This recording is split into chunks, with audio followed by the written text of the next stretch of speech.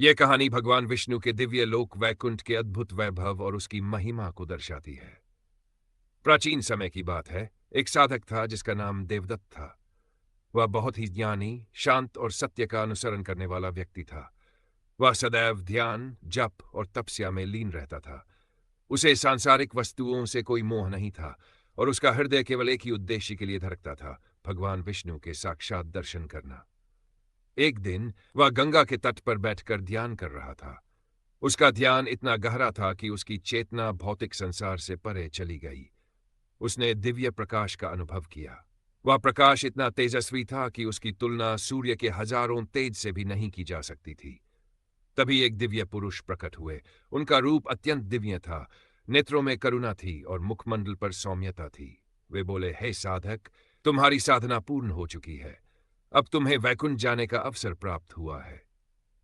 देवदत्त ने प्रणाम किया और कहा, हे प्रभु, क्या मुझे सच में भगवान विष्णु के धाम के दर्शन होंगे? दिव्य पुरुष मुस्कुराए और बोले, आओ, मैं तुम्हें उनके लोक तक लेकर चलता हूं। इतना कहते ही देवदत्त को एक दिव्य आभा से घेर लिया गया और उसने स्वयं को एक अद्भुत मार्ग पर चलते हुए पाया।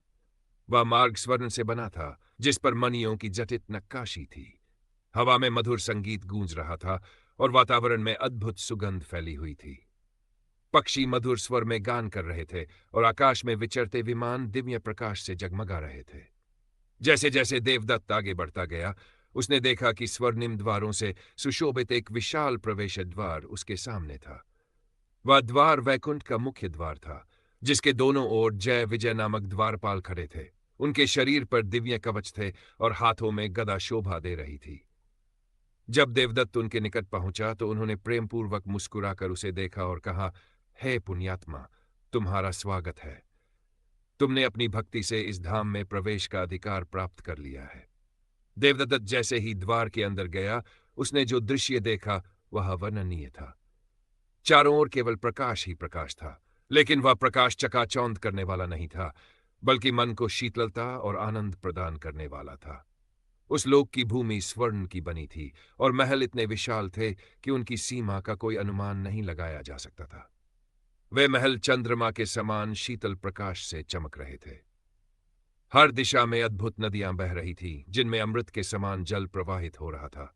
इन नदियों का जल जब किसी कमल के पत्ते पर गिरता तो वह और भी सुगंधित और दिव्य हो जाता। वहां के वृक्ष कल्पवृक्ष थे, जो किसी भी भक्त की इच्छाएं पूर्ण करने में सक्षम थे। वहां का वातावरण इतना शांत और सात्विक था कि वहां रहने वाले सभी जीव केवल भक्ति में लीन रहते थे। देवदत्त आगे बढ़ते हुए एक विशाल सभागृह में पहुंचा। वहां उसने भगवान विष्णु को अपने शेषनाग पर शयन करते हुए देखा। माता लक्ष्मी उनके चरणों की सेवा कर रही थी और चारों ओर अनंत देवता और ऋषि मुनि उनका गुणगान कर रहे थे।